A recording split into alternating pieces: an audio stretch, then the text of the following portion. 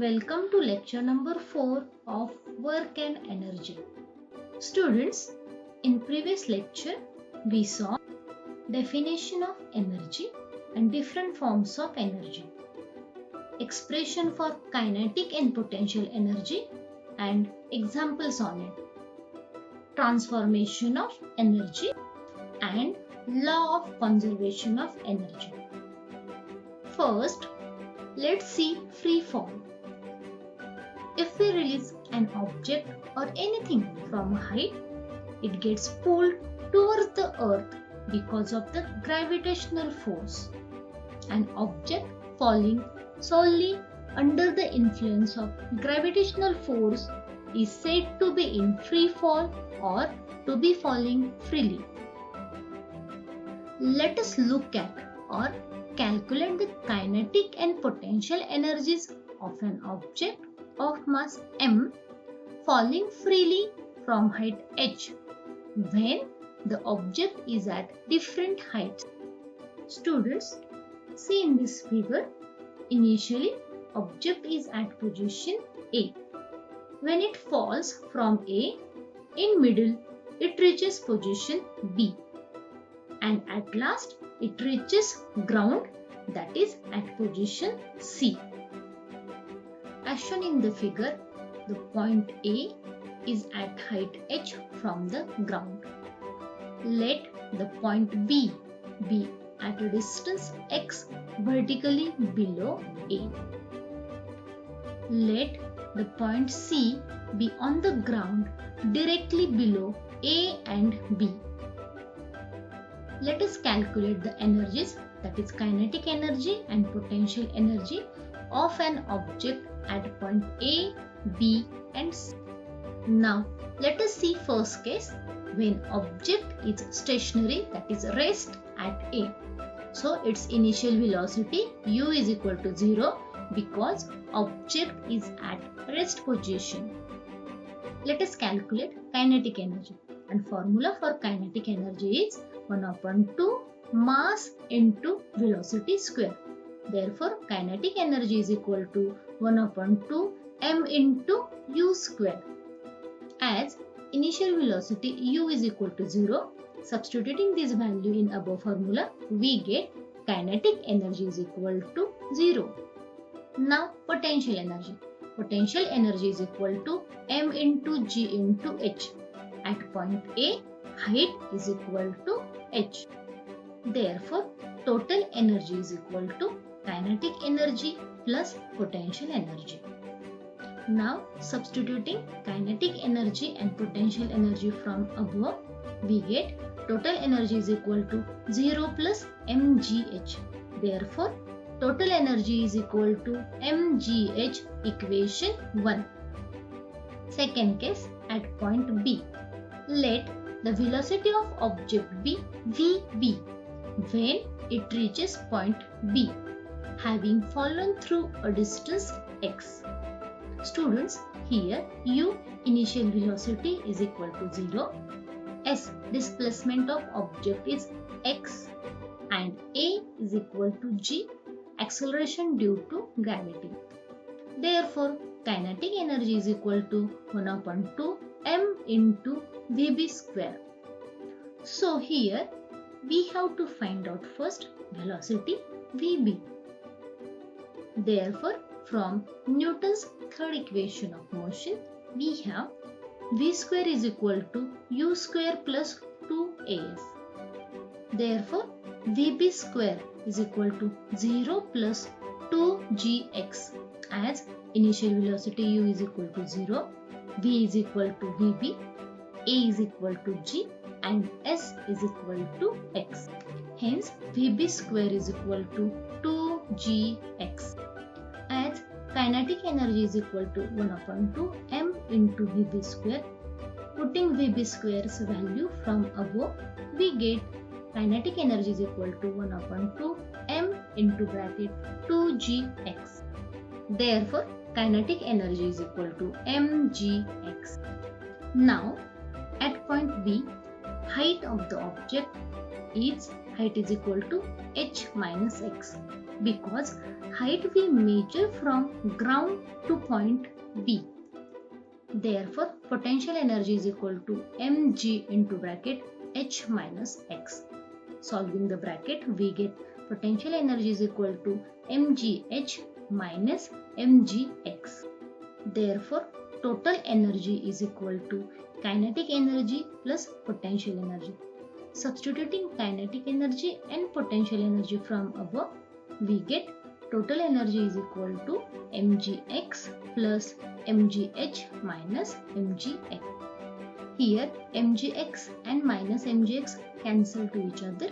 We get total energy is equal to mgh equation 2. Now third case at point C on the ground. Let the velocity of object be vc when it reaches the ground, that is at point C. Here u is equal to 0, s is equal to h because object displaces distance h from A to C. Therefore, we are taking s is equal to h and A is equal to g. Therefore, kinetic energy is equal to 1 upon 2 m into vc square. Students, here we have to find out first velocity vc. From Newton's third equation of motion, we have v square is equal to u square plus 2as. By substituting the values, vc square is equal to 0 plus 2gh as u is equal to 0, v is equal to vc, a is equal to g and s is equal to h. Therefore, vc square is equal to 2gh. Now, kinetic energy is equal to 1 upon 2 m into vc square. Putting vc square from above, we get kinetic energy is equal to 1 upon 2 m into 2 into gh. Therefore, kinetic energy is equal to mgh. Also, the height of the object from the ground at point C is h is equal to 0. Therefore, potential energy is equal to mgh is equal to mg into 0. Hence, potential energy is equal to 0. Now, total energy is equal to kinetic energy plus potential energy. Substituting kinetic energy and potential energy from above, we get total energy is equal to mgh plus 0. Hence, total energy is equal to mgh equation 3. Hence, from equation 1, 2 and 3, we see that the total energy of the object is same at the point A, at the point B and at the point C. Thus, every object has potential energy when it is at a height above the ground and it keeps getting converted to kinetic energy as the object falls towards the ground. On reaching the ground at point C, all the potential energy gets converted to kinetic energy. But at any point during the fall, the total energy remains constant. Here you can see that the value for total energy is same, which is mgh, and is constant for a particular height h. Now, next topic is power. Students, can your father climb stairs as fast as you can? And answer is no. Will you fill the overhead water tank with the help of a bucket or an electric motor? You will find using electric motor is easy than the bucket while filling tank. Suppose Rajashri, Yash and Ranjit have to reach the top of a small hill. Rajashri went by car, Yash went cycling while Ranjit went walking. If all of them choose the same path, who will reach first and who will reach last? Rajashri reached first because she went by car, and Ranjit reached last because he went walking.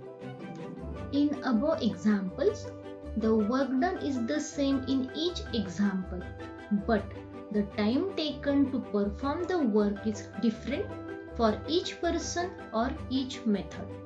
The fast or slow rate of the work done is expressed in terms of power. So, power is the rate at which work is done. I repeat, power is the rate at which work is done. If W amount of work is done in time T, then important formula, power is equal to work upon time and P is equal to W upon T. Remember students, power P is equal to W upon T. Now you know that power is equal to work upon time.